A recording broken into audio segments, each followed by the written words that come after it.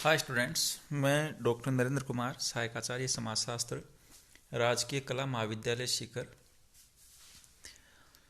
आज हम बीए तृतीय वर्ष के समाजशास्त्र के विद्यार्थियों के लिए उनके द्वितीय प्रश्न पत्र में नगरीय समाजशास्त्र का एक महत्वपूर्ण बिंदु विषय वस्तु पर चर्चा करेंगे। और इस बिंदु पर अनेक बार प्रश्न पूछे गए हैं, शॉर्ट नोट्स कई बार पूछे गए हैं। तो आज हम इस विषय वस्तु पर चर्चा करेंगे। आज का जो बिंदु है वह है ग्राम नगरीय सातत्य, यानी रूरल अर्बन कंटिन्यूम।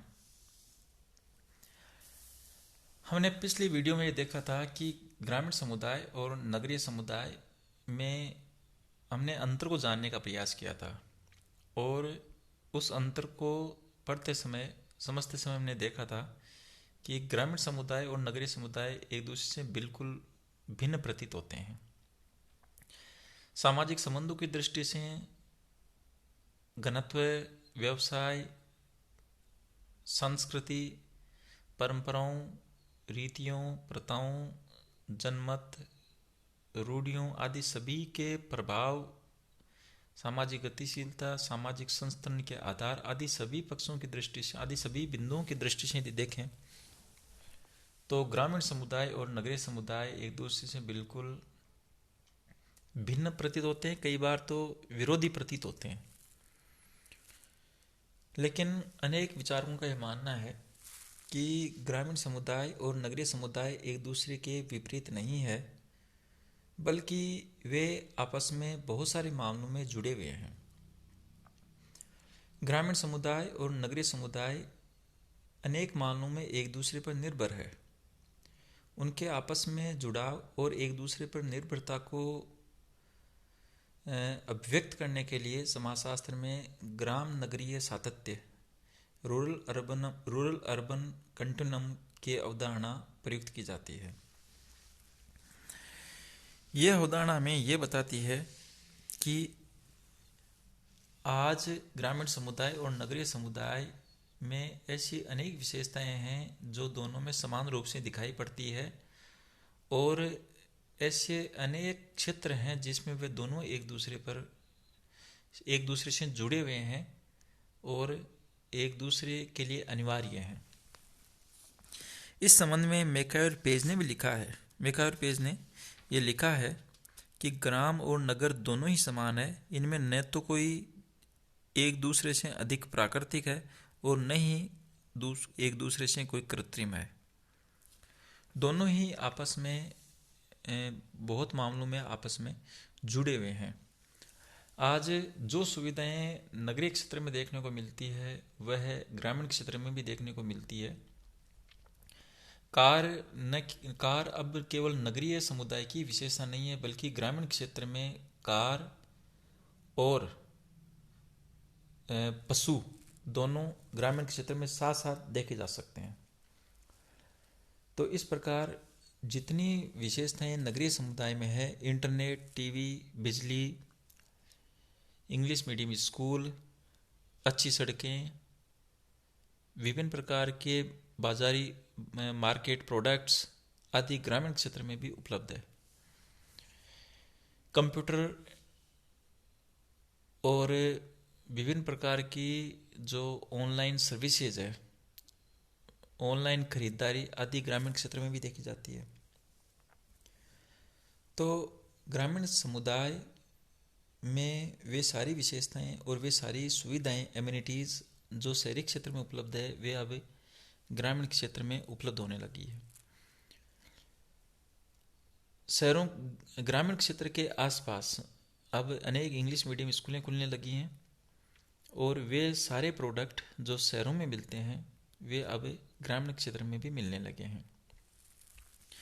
इस प्रकार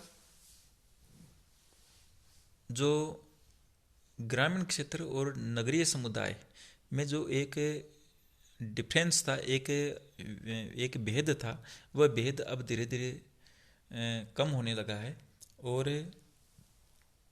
बहुत हद तक समानता आने लगी है। तो इस प्रकार इस आपसी समानता और उनके मध्य के आपसी जुड़ाव को व्यक्त करने के लिए समाजशास्त्र में ग्राम नगरीय सातत्य की अवधारणा को प्रयुक्त किया जाता है। यह अवधारणा हमें यह भी बताती है कि बहुत सारे प्रोडक्ट्स के लिए दूध, घी और अनाज इत्यादि प्रोडक्ट्स के लिए नगर ग्रामीण समुदायों पर आधारित होते हैं और ग्रामीण समुदाय भी नगरीय समुदायों से बहुत सारी चीज़ों के लिए एक दूसरे उन पर आश्रित होते हैं। यही नहीं, ग्रामीण समुदाय के बहुत सारे लोग डेली मजदूरी के लिए शहरों की ओर रुख करते हैं और शहरी क्षेत्र के लोग भी पर्यटन के लिए और कभी कभार घूमने फिरने के उद्देश्य से ग्रामीण क्षेत्रों की तरफ और ग्रामीण क्षेत्रों के होटलों और ढाबों की तरफ खाना खाने के लिए यात्राएं करते हैं। तो इस प्रकार की जो इंटरडिपेंडेंस है और जो दोनों के बीच में जो समानताएं हैं, ये समानताएं ग्राम नगरीय सातत्य की अवधारणा के माध्यम से हम व्यक्त करते हैं। तो इस प्रकार हम समझ गए हैं कि ग्राम नगरीय सातत्य किसे कहते हैं और इसके अंतर्गत हम किन किन बातों का समावेश करते हैं। तो ये एक इम्पोर्टेंट टॉपिक है और मैं उम्मीद करता हूँ कि आप लोगों ने इसे समझा होगा।